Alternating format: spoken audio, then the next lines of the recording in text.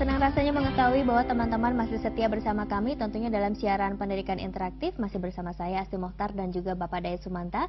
Beliau mengajar di SMA Negeri 35 Jakarta. Bagi teman-teman yang baru saja bergabung, kami informasikan masih terbuka kesempatan untuk kamu semua mengajukan pertanyaan kepada Pak Dayat, tentunya dengan cara menelpon line telepon bebas pulsa kami melalui SMS dan juga melalui Facebook. Dan diinformasikan bagi teman-teman yang saat ini tidak bisa menyaksikan siaran pendidikan interaktif langsung melalui layar televisi, teman-teman bisa menyaksikannya dengan cara live streaming dan juga tetap mendapatkan soal-soal yang akan dibahas di kesempatan kali ini dengan cara mendownload video on demand di tve.kemdikbud.go.id.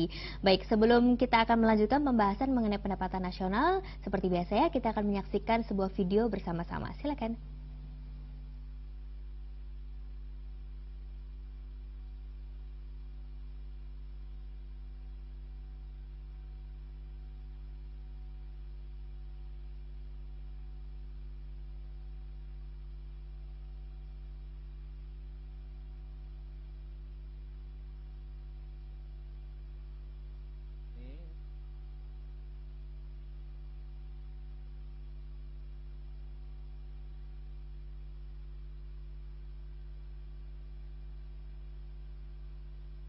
Contoh yang bisa berpengaruh dalam pendapatan nasional. Kalau tadi sebelum break pada segmen 1 Pak Dayat, kita sudah akan masuk mengenai rumus ya. Waduh, mulai hitung-hitungan nih.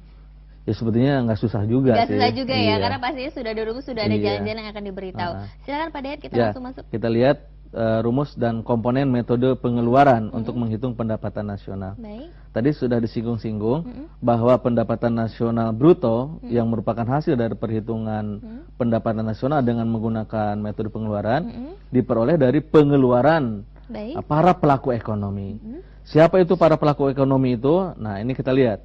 Nah, pelaku ekonomi ada 4. Yang pertama, rumah tangga konsumen. Pengeluarannya disebut konsumsi, lambangnya C. Nah, kemudian rumah tangga produsen, pengeluarannya disebut investasi, lambangnya I, I besar, jangan sampai tertukar dengan I kecil, karena I kecil nanti lambangnya beda lagi. Kemudian pengeluaran pemerintah, ini lambangnya G. Nah, ini singkatan dari government expenditure. Kemudian pengeluaran masyarakat luar negeri, ini selisih antara ekspor dan impor. Nah, dari lambang-lambang inilah maka akan memunculkan rumus PNB sama dengan C ditambah I ditambah G ditambah selisih antara ekspor dan impor. Nah, ini rumusnya. Nah, jadi jangan sampai tertukar dengan menggunakan metode produksi yang tadi. Ya, ini yang kedua, metode pengeluaran. Nah, yang ketiga dengan menggunakan metode pendapatan.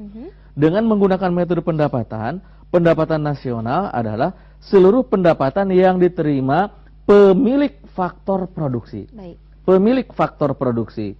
Ingat dulu faktor produksi itu ada 4. Ada alam, tenaga kerja, modal, dan skill. Berarti pemilik alam dia akan menerima balas jasa. Pemilik modal menerima balas jasa. Kemudian begitu juga pemilik keahlian dia akan menerima balas jasa. Nah, balas jasa itulah yang akan berpengaruh terhadap pendapatan nasional dengan metode pendapatan. Nah, yang pertama, pemilik alam dia akan menerima balas jasa berupa sewa. Pemilik tenaga kerja dia menerima balas jasa berupa upah. Kemudian pemilik modal dia menerima balas jasa berupa bunga, dan pemilik keahlian dia menerima balas jasa berupa laba. Inilah nanti yang akan berpengaruh terhadap pendapatan nasional dengan pendekatan pendapatan. Nah, dengan pendekatan pendapatan ini, pendapatan nasional sering disebut dengan pendapatan nasional atau national income. Nah, dari penjelasan ini lebih simpel lagi dengan menggunakan rumus. Nah, pendapatan nasional diperoleh dari R ditambah W tambah I tambah P. Apa itu R? Nah, singkatan dari sewa tadi yang sudah kita singgung-singgung. Nah, pemilik alam akan menerima sewa. Nah, sewa ini lambangnya R, singkatan dari rent. Nah, ini sewa.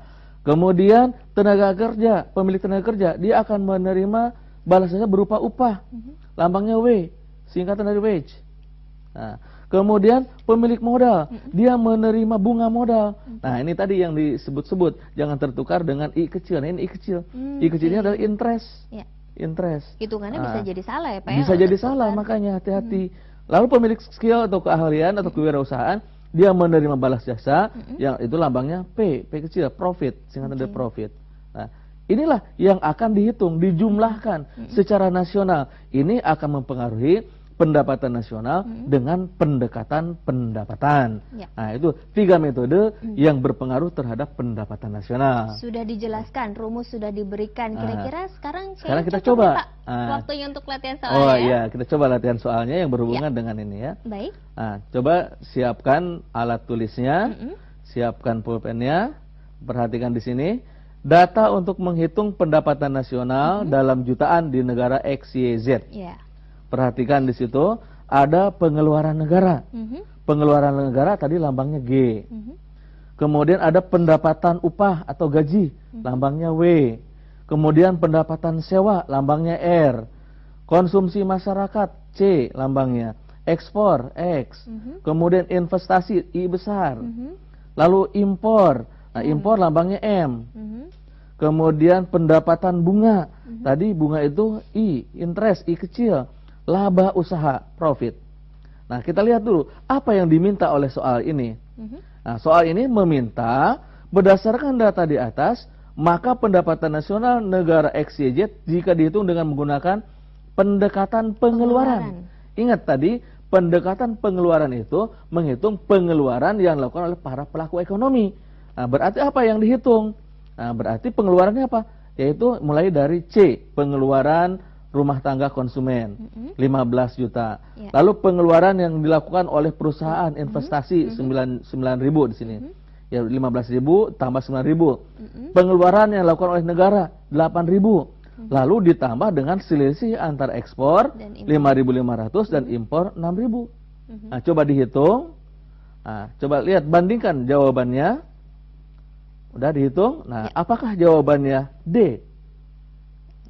Sama atau tidak ya? Kalau sama berarti benar. Ya. Nah, kita cocokkan di sini cara perhitungannya nih tadi. Nah, ini C konsumsi ditambah investasi ditambah pengeluaran pemerintah government expenditure ditambah selisih antara ekspor dan impor. Ya. Ternyata hasilnya 31.500.000 atau ini dalam jutaan. Ya. Ya. Itu contoh perhitungan pendapatan nasional dengan menggunakan 3 metode. Baik. Nah, tergantung nanti dalam soal yang mana yang dipakai. Yang mana yang akan ditanyakan ya. Oke, sebelum dilanjutkan saya ingin mengingatkan bahwa masih ada waktu kesempatan untuk kamu semua langsung bertanya kepada Bapak Dayat Sumanta. Tentunya dengan mata pelajaran ekonomi diperuntukkan untuk teman-teman yang berada di sekolah menengah atas bisa melalui line telepon Belas Pulsa, SMS dan juga Facebook.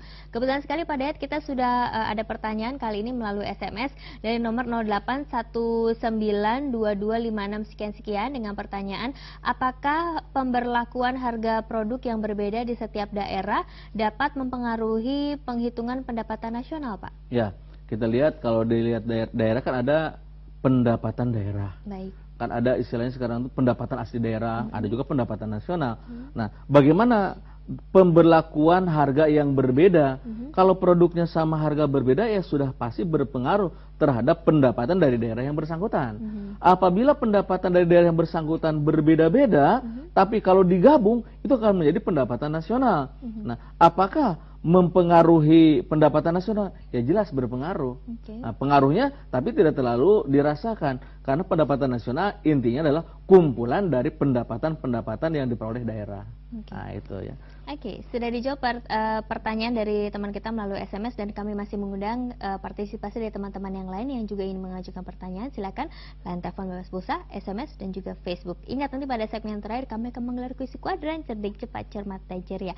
Sambil menunggu pertanyaan berikutnya Pak, kita akan lanjut lagi membahas materi. Kalau tadi sudah kita masuk pada hitung-hitungan ya dengan menggunakan rumus pengeluaran pendapatan pengeluaran dan produksi. Betul sekali dan sekarang ini kita akan lanjut lagi mengenai konsep pendapatan nasional ya. Silakan. Nah, ini juga harus benar-benar pemahamannya jangan sampai tertukar nanti. Konsep yang pertama disebut produk domestik bruto atau gross domestic product.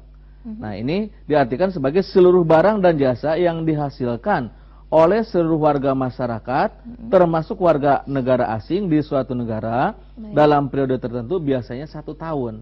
Ini namanya produk domestik bruto. Jadi produk domestik bruto ini berarti pendapatan nasional dilihat dari segi kewilayahan. Nah, jadi kalau ada orang Indonesia, orang asing memproduksi di Indonesia akan menjadi produk domestik bruto Indonesia.